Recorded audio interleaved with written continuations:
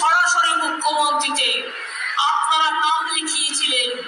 মনে রাখবেন, আমরা সেখান থেকে 9 লক্ষ মানুষকে বার্ধক্য ভাতা আমরা আজকে রাজ্য জুড়ে 1 ফেব্রুয়ারি থেকে যারা টাকা পাবে আমরা বার্ধক্য ভাতা দিচ্ছি।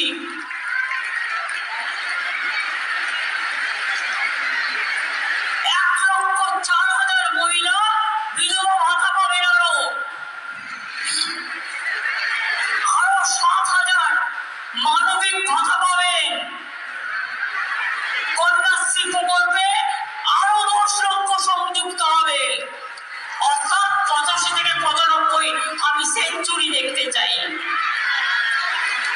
রূপশ্রী প্রকল্পে আরো 85,000 মহিলা সংযুক্ত হলেন। আমি সবটা না বলে নিশ্চয়ই বুঝিয়ে দিতে পারলাম। দুয়ারে সরকারে যারা আবেদন করেছিলেন আর সরাসরি মুখ্যমন্ত্রীতে, তাদের কিন্তু অনেক কাজ আমরা করে দিলাম। কি খুশি তো? 1 ফেব্রুয়ারি থেকে নতুন যারা পাবে তাদের ব্যাংকে টাকা জমা পড়ে যাবে। ঠিক আছে? তো বন্ধুরা, দেখতেই পেলেন মাননীয় মুখ্যমন্ত্রী মমতা বন্দ্যোপাধ্যায় এই মুহূর্তে সরাসরি লাইভে ঘোষণা করে দিলেন। তো যারা লক্ষ্মীর ভাণ্ডার প্রকল্পে গত দুয়ারে সরকার ক্যাম্পে অর্থাৎ সেপ্টেম্বর মাসে দুয়ারে সরকার ক্যাম্পে এবং ডিসেম্বর মাসে দুয়ারে সরকার ক্যাম্পে আর যারা সরাসরি মুখ্যমন্ত্রীতে নতুন করে আবেদন করেছিলেন, তাদের টাকা কিন্তু 1 ফেব্রুয়ারি থেকে অ্যাকাউন্টে দেওয়া শুরু করবে। অর্থাৎ এই মুহূর্তে আপনাদের জন্য বিরাট বড় সুখবর। অর্থাৎ লক্ষ্মীর ভাণ্ডার প্রকল্পে নতুন করে 13 লক্ষ মহিলা ব্যাংক অ্যাকাউন্টে টাকা পাবেন 1 ফেব্রুয়ারি থেকে।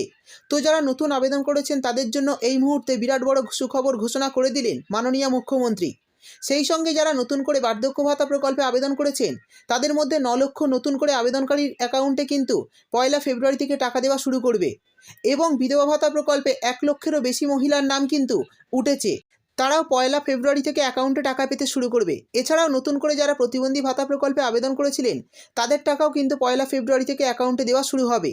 তো বন্ধুরা, এই সমস্ত প্রকল্প ছাড়াও অন্যান্য যেসব প্রকল্পে যারা নতুন করে গত দুয়ারে সরকার ক্যাম্পে আবেদন করেছেন সমস্ত প্রকল্পের টাকাই কিন্তু আপনারা 1 ফেব্রুয়ারি থেকে অ্যাকাউন্টে পেতে শুরু করবেন। এই ছিল আজকের ভিডিও ভালো লাগলে ভিডিওটিতে একটি লাইক দিয়ে দেবেন এবং আপনার বন্ধুবান্ধবদের সঙ্গে বেশি বেশি করে শেয়ার করবেন। ভিডিওটি দেখার জন্য আপনাকে অসংখ্য ধন্যবাদ।